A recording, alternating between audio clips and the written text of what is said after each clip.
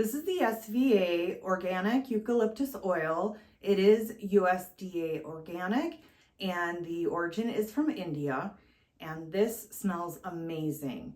The brand did send this to me to test out and do a review, and I'm so glad that they did because I love essential oils, and this particular one of the scent of eucalyptus smells amazing. And it comes with a convenient dropper. And then when you first take the cap off, it does come with like a plastic stopper. So you'll just take that off. The way that I use essential oils is typically if it's not in an oil, if it's not in a scent diffuser, I love using essential oils in the bath. But you can add about like 5-7 drops or so into the bath directly.